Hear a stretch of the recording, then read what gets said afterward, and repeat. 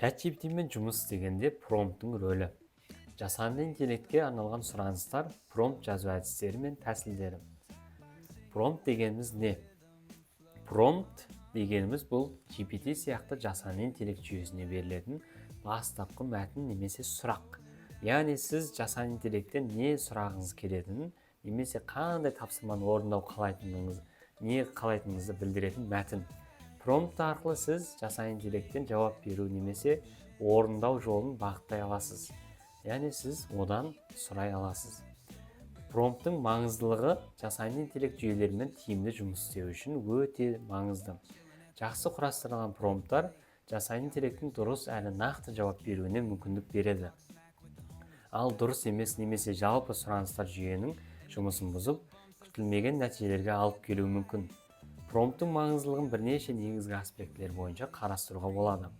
Нақты жауап алу мүмкіндігі, промпттың нақтылығы мен анықтығы жасанды интеллект жүйесінің нақты әрі дұрыс жауап беруін қамтамасыз етеді. Егер промпт тым жалпы болса, онда жасанды интеллект жауапты дұрыс түсінбеуі немесе қажетті ақпарат толық бермеуі мүмкін. Сондықтан сұраныс нақты әрі анық болу керек. Мысалы, жасанды интеллект туралы айтшы деген жалпы сұраққа жауап өте кең немесе белгісіз болуы мүмкін.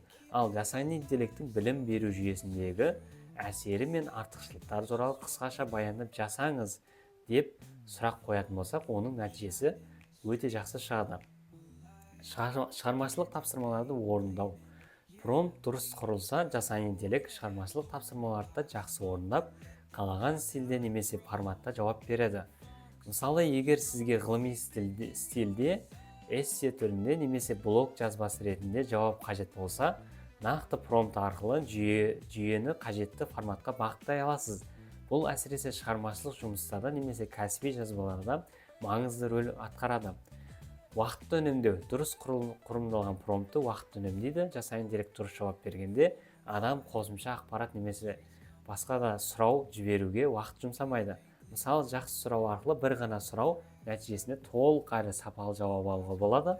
Ал дұрыс сұрақ бірнеше рет қайта сұрауды қажет етпеуі мүмкін. Промпттың мақсатқа бағытталуы. Промптты дұрыс құрастыру арқылы сіз жасанды интеллектті нақты мақсатта бағыттай аласыз. Бұл жүйеге тек сұрақ қою ғана емес, оған қандай бағытта жұмыс істеу керек екенін көрсетесіз. Мысалы, егер сіздің мақсатыңыз белгілі бір тақырыпқа зерттеу жасау болса, оны ашық түрде көрсету керек. Жасанды интеллекттің медициналық диагностикадағы тиімділігі туралы зерттеу жүргізіп, нақты мысалдармен толықтыр деген сияқты келтіруге болады. Қателіктерді болдырмау. Егер сұрау нақты болмаса, жасанды интеллектті қателіктер жіберу мүмкін. Сондықтан промптты дұрыс құрастыру маңызды. Промптты қайта өңдеп, оны нақтылау арқылы қателіктердің алдын алуға болады. Мысалы, жалпы сұраулардан аулақ болып, нақты сұрақтар қою арқылы нақты нәтижелерді қол жеткізуге болады. Немесе қосымша ақпарат немесе контекст алу. Промптты құрылымы контекст қамтамасыз етіп, жасанды интеллект сұрауды дұрыс түсінуіне мүмкіндік береді. Егер сіз нақты бір жағдайды немесе тақырыпты түсіндіргіңіз келсе, контекст қосуыңызға болады. Мысалы, егер сіз жобалық жұмыс жасап жатсаңыз, оны түсіндіре отырып, сәйкес жауап алу мүмкіндігін арттырасыз.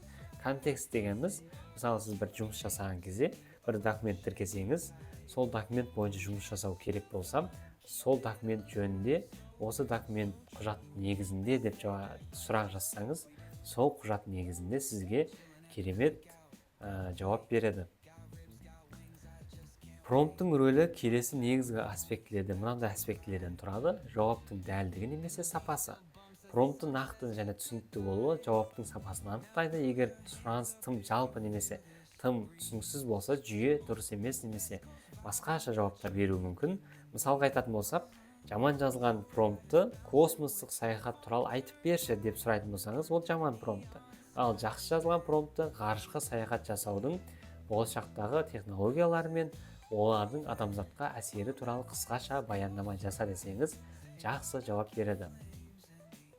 Жасанды интеллекттің мүмкіндіктерін ашу. Промпттың дұрыс құрылуы арқылы жасанды интеллект мүмкіндіктерді толық ашады. Мысалы, ChatGPT белгілі бір стильде жазуға, белгілі бір мақсатқа жетуге немесе нақты бір тапсырманы орындауға бағыттауға болады. Мысалы, жақсы промптты климаттың өзгеруін ауыл шаруашылығына әсері жөнінде ғылыми мақала стилінде түсіндіріп бер десеңіз, жақсы жауап береді сізге.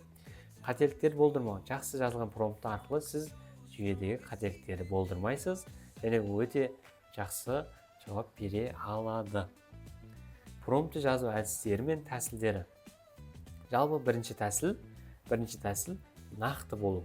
Промпт нақты әрі айқын болса, мысалы сұрағыңыз нақты мақсатын көрсетсеңіз, өте жақсы жауап береді. Жасанды интеллекттің білім беру жүйесінде қолдануының артықшылықтары туралы зерттеу жаз деген секілді жазуға болады. Екінші тәсіл контекст беру. Промпттың контекстін дұрыс көрсету жасанды интеллекттің сіздің сұрағыңызға дұрыс түсуіне ықпал етеді. Мысалы, менің жобамдағы мақсат жасанды интеллект қолдану арқылы оқытуды жақсарту. Осы мақсатқа жету үшін қандай әдістерді қолдануға болады? Ал үшінші тәсіл тақырыпты анықтау. Егер сізге көп ақпарат қажет болса, тақырыпты нақтылап алыңыз. Сонда сізге өте жақсы жауап береді. Мысал ретінде алатын болсақ, экономика саласында жасанды интеллекттің болашақтағы рөлі туралы 500 сөзден тұратын талдау жасап бер десеңіз, нақты жауап беруге болады. Өйткені сіз 500 сөздеп беріп қойдыңыз. Төртінші тәсіл қажетті нәтижені белгілеу. Жауап қандай формада немесе қандай стилде болу керек екенін көрсетіңіз. Мысалы, ғылыми стилде жауап бер немесе қысқаша бірнеше толық жауап бер деу арқылы жақсы жауап алуға болады. Жақсы немесе жаман промптты мысалдарын келтіретін болсақ, мына жерде қарасаңыздар, жаман промпттың жазылуы. Жасанды интеллект жайлы жаз. Оның нәтижесі астында көрсетілгенде нақты емес, көп бөлімге бөлінген. Ол онша жазбаған. Қарасаңыздар, тек жасанды интеллект туралы, жалпы ойлау, жалпы түсінік туралы, жалпы түрлері туралы жазып өткен. Енді келесі слайдқа өтсек, жақсы промпты мына жерде жазылғандай, жасанды интеллекттің қазіргі білім беру жүйесінде қолданылуының негізгі мәселелерін түсіндіріп беріңіз, сондай-ақ оның болашақта дамуы туралы болжамдар жаса. Оның нәтижесі мына жерде көрсетілгендей нақты түсіндірілген. Көрдіңіздер ғой, мына жерде сіздердің промпттарыңызға байланысты нақты жауап берген көрсеңіздер болады. Осыны ChatGPT'ден алып жазып көрсеңіздер, сіздерге жақсы жауап береді. Промптты жазу әдістері.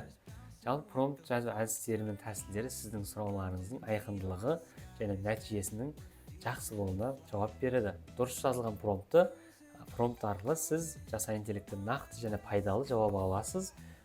Дұрыс емес жауап берсеңіз, жалпы сұраныстар немесе жауаптың сапасы төмен болады. Промптты жақсарту және нақтылау, дұрыс құрылымдау жасанды интеллектпен жұмыс істегенде жетістікке жетудің маңызды қадамдары болып табылады. Келесі сабақта кездескенше аман сау болыңыздар.